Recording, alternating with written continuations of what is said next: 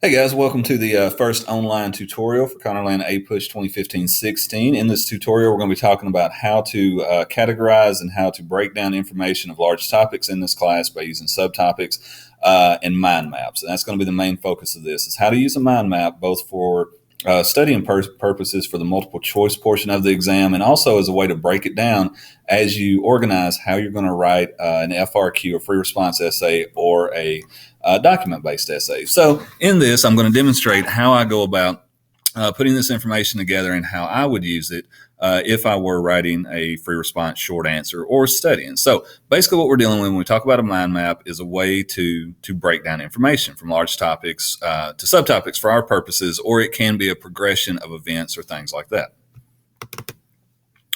So the way that we're going to go about this is I'm using an online mind map concept map creator called Bubble, but you can do this anywhere. You can do it on a sheet of notebook paper. You can use Microsoft Word, just however you're most comfortable doing this, feel free to do it.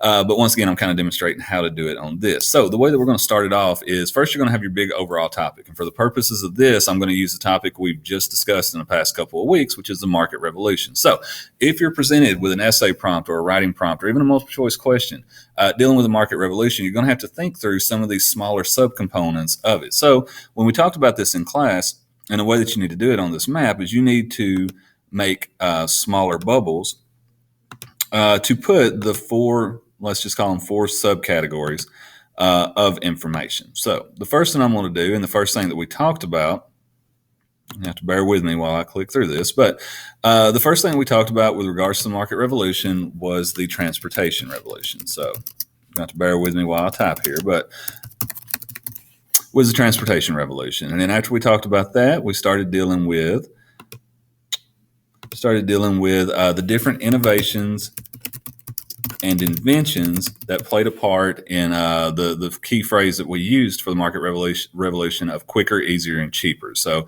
you need to think about some of those. And then lastly, the last topic that we talked about, or smaller topic, was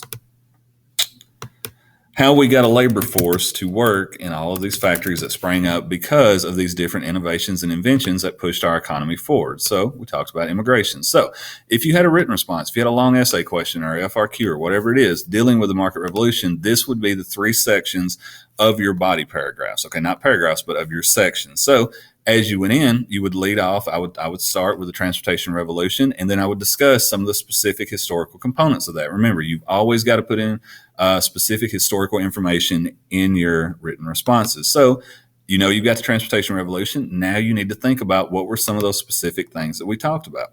And as we went through the information, you should recall that the first thing we talked about was the American system of Henry Clay. And even though that thing didn't necessarily pass and come into effect, it did set the precedent for the things that were to come. And then next, we talked about, as we began the transportation revolution, we talked about the different types of transportation that were innovated during this time, such as canals with the Erie Canal. We talked about railroads. We talked about steamboats. And then we talked about, what else? Turnpikes. Talked about turnpikes. So this is going to be your specific historical information that you use to back up excuse me, whatever argument you have about the transportation revolution being a cause of the market revolution. So that's how you're going to go about these other topics. With immigration, very briefly, we talked about two different groups. We talked about the Irish and we talked about the Germans. Now, along with that, you need to know the components of these guys. You need to know why they came, those push and pull factors that we dealt with. You also need to know the reaction to them. And the reaction that plays into it was nativism. And along with that, you need to put your specifics with all of this stuff.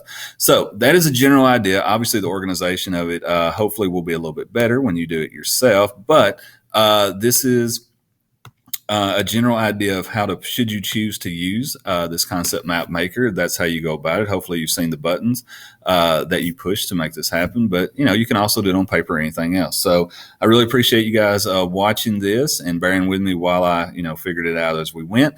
And as we go, if you have any questions about how to do this for other topics, feel free to ask, but I would highly encourage you to use this as a way to begin studying for the, not only your midterm, but also the AP exam at the end of the year. So once again, thanks for watching, guys. And, we'll pick up next time with the antebellum reforms.